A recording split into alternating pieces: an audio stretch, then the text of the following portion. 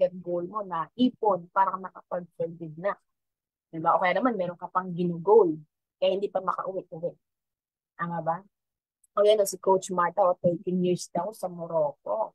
Diba? So, pero deep inside, alam ko na gusto mo na rin umuwi. Gusto mo na rin na mag-feel good.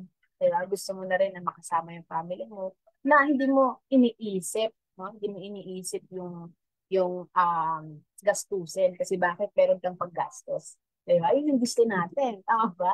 O, isa rin po yan sa best future mo is makauwi ka for good. At the same time, yan, bukod sa makauwi ka for good, no? Is tipong pupunta ka sa main office, no, ng company natin, Tao Elevate, no? Nakukunin mo. Yung mainit-init mo pa na cheque, no? Oh, six figures, seven figure na inipon mo habang nandiyan ka sa atin. Dito palagay, totoong may ipon. Diba? Tulad nito, yung mga nakikita niyo po na picture dyan is mga former OFW po. Yan, mga dating OFW. Tulad nito ni Coach Eva. Diba? Nakaka-inspire, no? Ni Coach Eva. Oh. Nung nakaraan lang din, na-interview ko yan eh. So, sa mga hindi pa nakakanood ng interview ko kay Coach Eva. So, sobrang inspiring. So, pwede niyo pong panoorin. No? Nakapost yan sa ating fan page. Okay? Nag-check ko siya. Galing, kung di ako nagkakamali, Saudi ata or Kuwait, no? Yung kanyang pinanggalingan, no? So, kung ito si Coach Eva, no? Pwede bang i-comment kung saang bansa? Nalimutan, no? So, si Coach Eva, wala tayong OFW na ngayon, kasama na namin. Diba? Full time, ginagawa yung business. Diba? Anytime, pwede pumunta sa family, umuwi. Diba?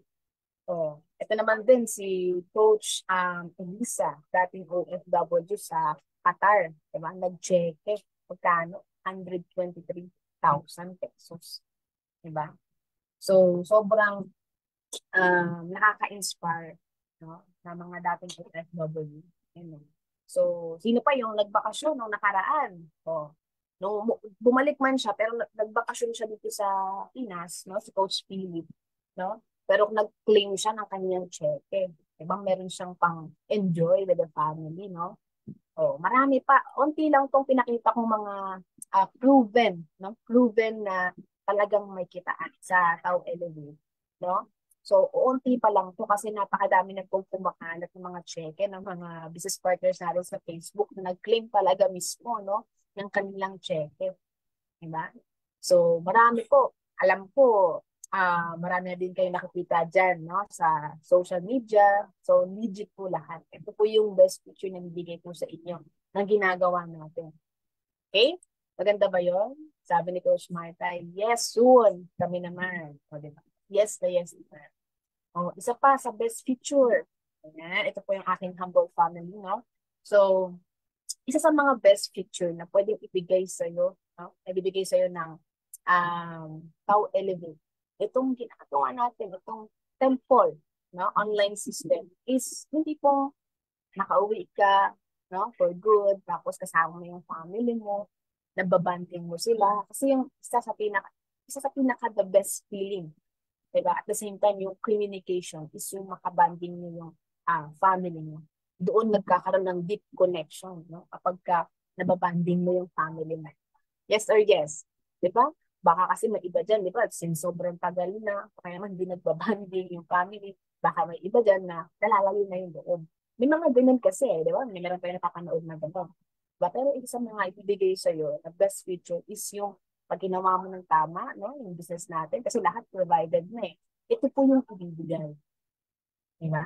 Yung tipong hindi mo na rin kailangan pa na tumingin kung magkano yung bills nyo sa resto. Diba? Kasi kaya mo, afford mo.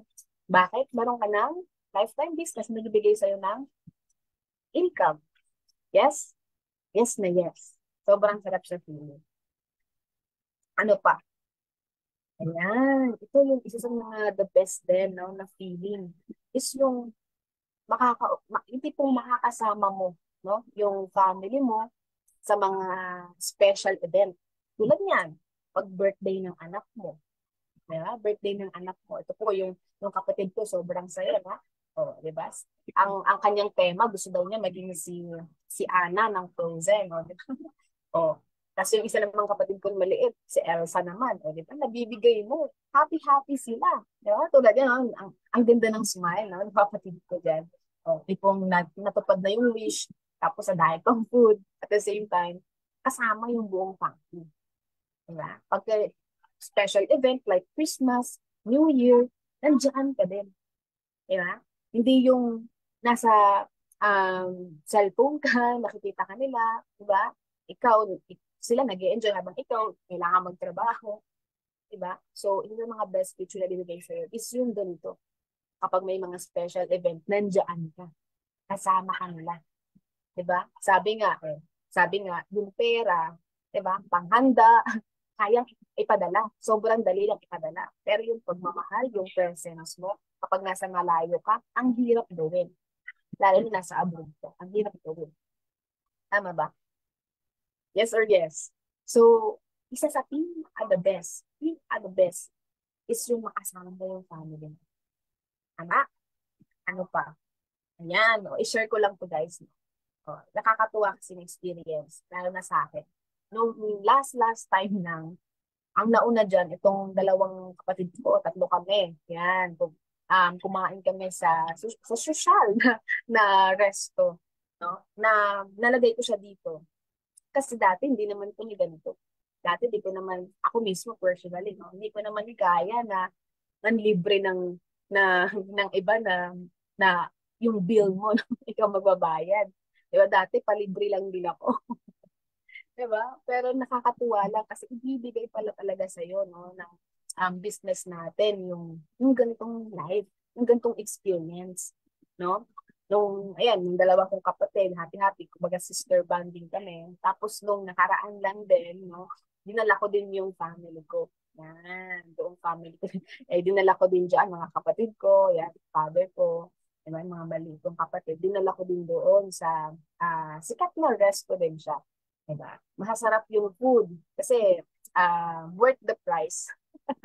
At the same time, nakakatuwa kasi di ko ma-imagine before na although small thing lang siya, pero uh, alam mo yun, sabi ko nga kanina, kapag meron kang income, no?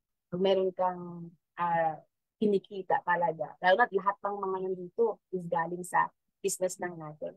Hindi ka kakabahan sa bills. Diba? Pag nag-shopping ka, hindi ka kakabahan sa bills. Kasi kaya mo. Tama? So ito po, nung mga nakaraan, nilibre ko po yung family ko, yung mga kapatid ko, kumain kami sa resto. Diba? Ikaw mismo as a person, alam ko gusto mo din na mangyari yung ganito. Diba? Yung tipong, oh yes, sabihin na natin na nandyan ka to provide your family, pero iba yung nandito ka mismo, present ka, tapos nababanding mo sila. Diba? Tapos hindi ka nababahala sa bills. Diba? Or sa babayaran. Diba? Kasi wala naman dito sigurong pinanganak na mayaman. Kami po, aminado, hindi naman din po ako pinanganak na mayaman ka agad. Nang dahil lang din po sa business natin, dito ko po na-experience yung mga dating hindi ko na-experience. Dahil din po sa business natin. And nakakatuwa dahil di kami may involve dito ng aking brother, ng kapatid ko, is kundi dahil din sa father ko. Nakakalala kay Doc Art, no? Dahil din po sa kanya, nakilala namin yung Tau Eleving, di ba? Na ngayon, yung father ko may sariling income siya, yung brother ko may sariling income, ako may sarili din akong income, no? So, yun po yung masarap, di ba? Ganun din. Since ikaw, no, isang mga best picture mo kapag ginawa mo ng tama yung Tau Elevate, ikaw nakita mo yung business natin, for sure.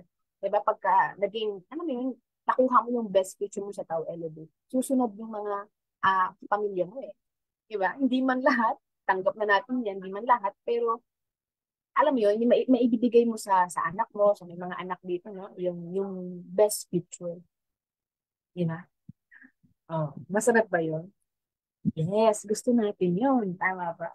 So anyway, na-share ko lang siya kasi dati kami, ano lang, yung tipong nung maliit pa kami sa pag mag-birthday, yung Jollibee, sobrang laking, sobrang big deal na sa amin yun. Sobrang big deal na sa amin yun. At sobrang tuwang-tuwa na kami kapag nakakakain kami ng fast food chain before. Diba? So ngayon, kaya na anytime. Diba? Pag nag-crave ka o order ka na lang, kaya na. Kasi meron kang income eh. Diba? Eh ako, saan ba nagagaling yung income ko? Dito lang din naman sa business. Best picture. Sobrang sarap. Okay? So, naunawaan ba? So, next na tayo. Ayan. O ano pa, best picture na bibigay sa'yo na how elevate. Ayan, ito po. Hindi po bukod sa banding, yung banding is sa ibang lugar na. Diba? Ito ng last time, last year, no, Boracay po kami, kasama po yung family namin, yung team, kasama din yung team, no. So, nakakatuwa kasi lahat po, ng family ko, yung mga kapatid ko kasama, enjoy kami. Diba? Dito po yung banding, diba? So, sobrang saya. Ayan, yung mga tipong nag-ano din kami, sakay din kami sa ganyan. Sobrang saya. Ayan, so, ganun din yung isang mga mabibigay sa iyo eh, no? Na future mo is yung, ito, mabanding mo yung family mo, hindi na dito lang sa ano eh, sa um, mismong lugar ninyo, pero sa ibang lugar naman. O kaya naman sa ibang bansa. Kasi nitong taon din, punta naman din kami ngayon sa ano, sa Taiwan. So shout out yung mga business partners namin dyan sa Taiwan, 'di ba? See you, no? Oh, so sobrang sarap. Sino lang ba kami before? Diba? So ngayon, travel, kasama yung team, kasama yung family.